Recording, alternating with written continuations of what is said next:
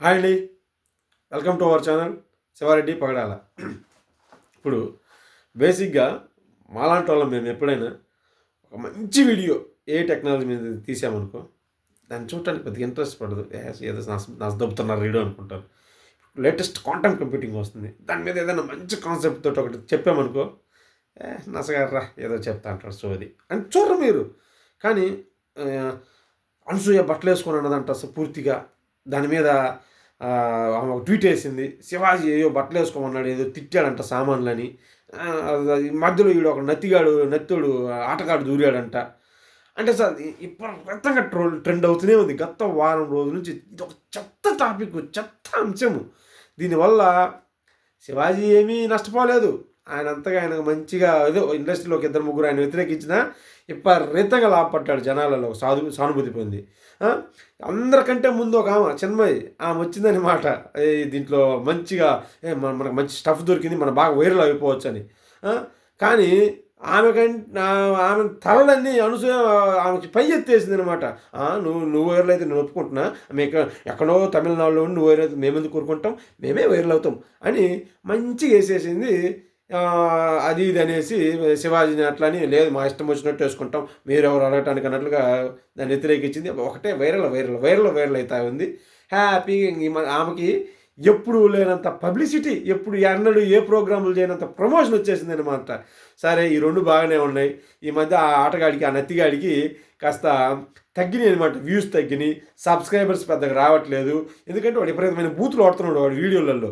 ఇవి వాడటం వల్ల కాస్త చికాకుగా ఒక మొనాటిని వచ్చేసింది అనమాట. ఏముంది వాడు చేసి ఏదో చెత్త, ఏ దేశాన్ని పైన ఒక లపాకిని వేసుకోవడం, తిరగడం, దాన్ని వీడియోలు పెట్టడం, ఇయే కదా. అందుకని జనాలకి చాలామందికి విరక్తి వచ్చేసి వ్యూస్ తగ్గినాయి. ఎట్లబ్బా ఏ టాపిక్ పెట్టుకొని ట్రెండ్ అవుదామా, ఏం చేద్దామా అని ఈ టాపిక్ని పట్టుకున్నాడు. మంచిగా మాట్లాడితే ట్రెండ్ కాము కదా, ఎందుకంటే చెప్పాగా మంచి కంటే చెడ్డ విపరీతంగా ట్రెండ్ అవుద్ది. అందుకని ఈ భారతదేశ సంస్కృతిని, భారతదేశంలో దేవుళ్ళని, దేవతలను అందరిని తిట్టి వైరల్ అయిపోయి మళ్ళీ ఇదైపోదాం అనుకున్నాడు. కాకపోతే మిస్ఫైర్ అయింది.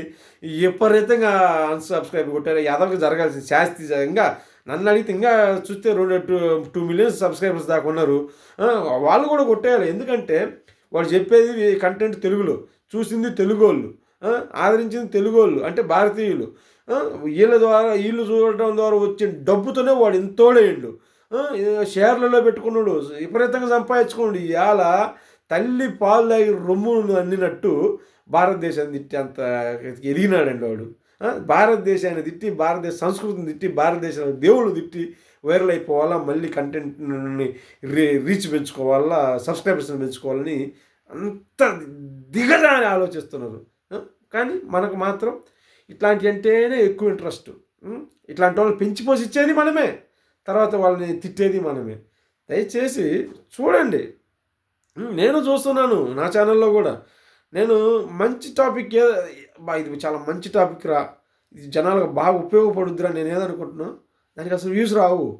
ఇది చెత్త టాపిక్, ఇది అవసరమా చేయటము, సరళ ఏదో ట్రెండింగ్లో ఉంది కదా, మనం కూడా మన ఒపీనియన్ చెప్దాం, మనము రియాక్ట్ అవుదాం. ఎందుకంటే మన ఛానల్ కూడా న్యూస్ అండ్ పాలిటిక్సే కదా. సో మనం ఆ ఛానల్ అంటూ పెట్టుకున్నాక అట్లాంటి చెప్పకుండా ఉంటే కరెక్ట్ కాదు అని అయిష్టంగా చేస్తాం చూసినా వాటికి మాత్రం విపరీతంగా వ్యూస్ వచ్చేస్తాయి. అంటే యూత్ ఎటువంటి వాటికి ఆకర్షితులు అవుతున్నారో చూడండి, కాస్త మారండి. అంటే ఏందో తెలుసుకోండి, క్వాంటమ్ కంప్యూటింగ్ అంటే ఏందో తెలుసుకోండి.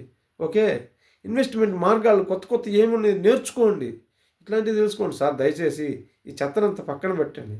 Okay, thank you.